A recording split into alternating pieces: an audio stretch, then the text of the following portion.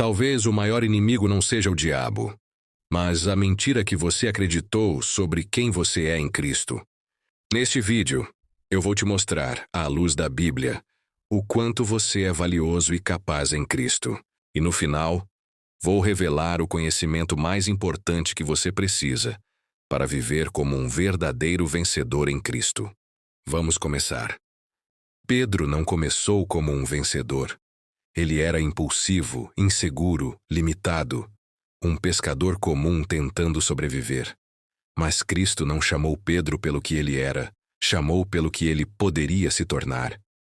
E é aí que a história fica provocativa, porque Pedro só venceu quando parou de acreditar no que o mundo dizia sobre ele e começou a acreditar no que Jesus declarou. Pedro afundou nas águas porque duvidou, negou Jesus 3 vezes porque teve medo, pensou em desistir porque achou que não era digno. Mas Cristo não desistiu dele, e aqui está a verdade que mexe com você. Nem sempre o vencedor é o mais forte. Às vezes é o que decide voltar para Jesus depois de cair.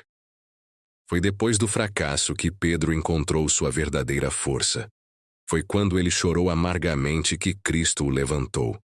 Foi quando ele reconheceu sua fraqueza que o Espírito o transformou. O mesmo homem que negou Jesus se tornou a voz que abriu a igreja. O mesmo que afundou foi quem teve coragem de andar sobre as águas. O mesmo que sentiu medo encarou multidões e disse: "Esse Jesus é o Cristo." Sabe o que isso revela?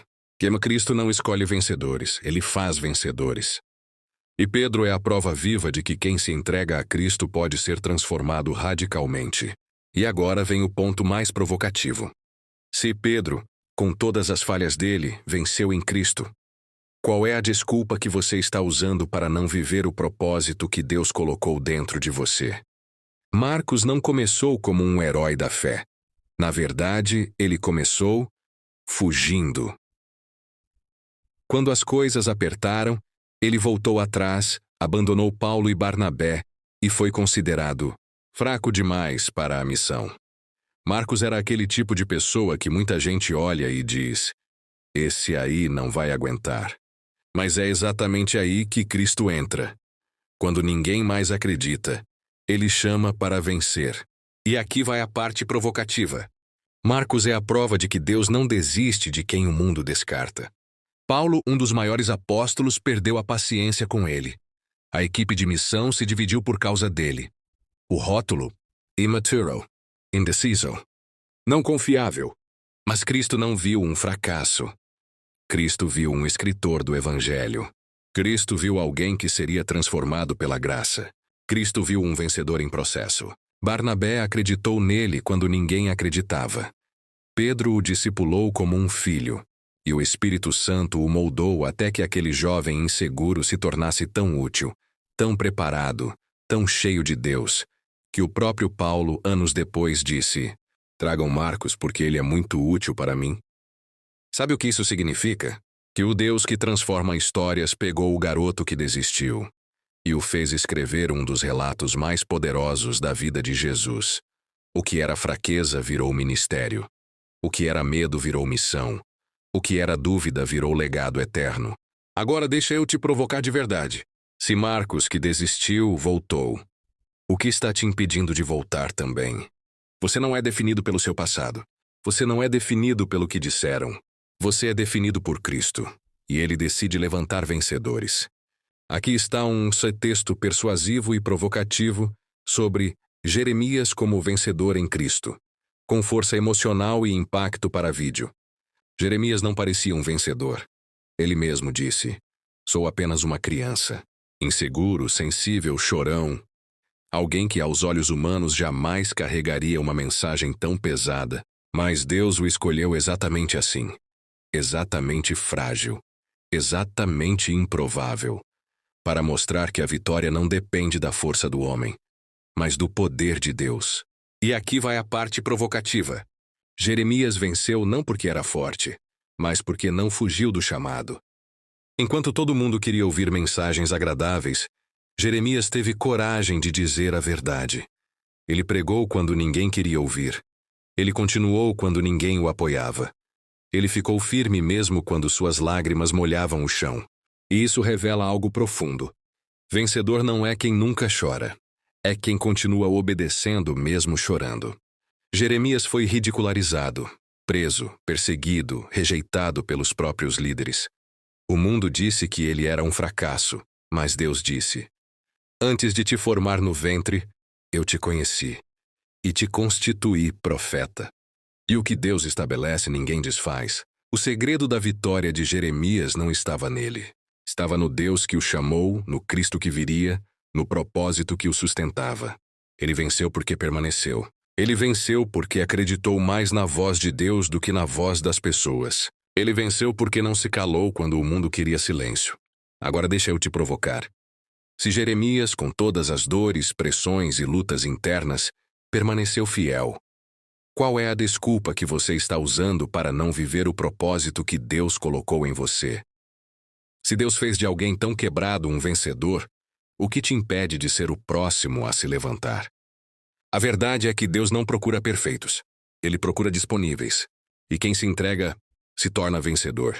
Isaías não começou como alguém pronto para a missão. Ele mesmo confessou: Ai de mim, sou um homem de lábios impuros. Ele se via inadequado, imperfeito, pequeno demais para carregar uma mensagem celestial. Mas é exatamente assim que Deus forma vencedores, pegando pessoas conscientes de suas falhas e enchendo-as com propósito eterno. E aqui está a parte provocativa. Isaías só venceu porque reconheceu sua própria impureza e deixou Deus purificar.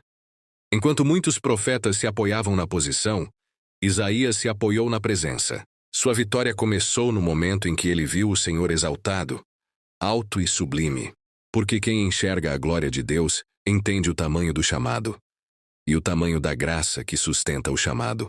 O fogo do altar tocou seus lábios, não para mostrar perfeição, mas para mostrar transformação. Isaías venceu porque não fugiu quando ouviu a voz de Deus. Ele não disse: envia outro. Ele disse: eis-me aqui, envia-me.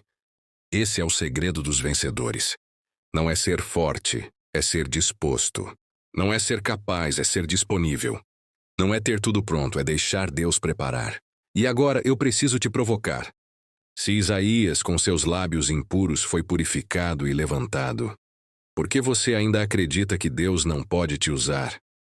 Se Isaías, que não se achava digno, se tornou a boca de Deus para gerações, o que te impede de dizer: eis-me aqui também? Talvez o que falte não seja força. Talvez o que falte seja entrega. Porque Deus não chama os perfeitos. Ele chama, purifica e envia. E é assim que ele faz vencedores. João não foi chamado apenas para seguir Jesus. Ele foi chamado para sentir Jesus. Enquanto muitos buscavam posição, João buscava proximidade. Ele encostou a cabeça no peito de Cristo. Ouviu o coração que salvaria o mundo. Recebeu revelações que nenhum outro apóstolo recebeu. Mas não se engane. Isso não o torna fraco. Isso o torna vencedor. E aqui está a parte provocativa. João venceu porque entendeu que a maior força do cristão não está na espada, mas na intimidade. Ele viu milagres, viu a cruz, viu o sepulcro vazio. Mas o que o sustentou não foi o espetáculo, foi o amor. Quando todos ficaram confusos, João permaneceu firme. Quando muitos correram, João permaneceu aos pés da cruz. Quando muitos desistiram do propósito, João permaneceu até o fim. Até mesmo exilado em Pátimos, sozinho, mas não derrotado. E foi justamente ali, no lugar onde tentaram calá-lo, que Deus abriu o céu para ele. Porque quem tem intimidade com Cristo nunca é vencido pelas circunstâncias. Podem tirar tudo, menos a revelação. João venceu porque escolheu amar quando outros queriam brigar. Venceu porque ouviu a voz do Espírito quando outros ouviam o mundo. Venceu porque entendeu que a verdadeira vitória não está na guerra, está no coração transformado. Agora deixa eu te provocar. Se João venceu porque permaneceu perto de Cristo, por que você tenta vencer longe dele? Se João viu revelações porque ouviu a voz de Deus, quantas vitórias você perde porque está ouvindo vozes erradas? Se João, mesmo rejeitado e exilado, foi levantado para escrever o Apocalipse, o que te impede de ser levantado agora? João provou que a maior arma do vencedor é a presença. Quem anda com Cristo não perde, amadurece. Quem permanece em Cristo não cai, frutifica. Quem ama como Cristo não retrocede, vence.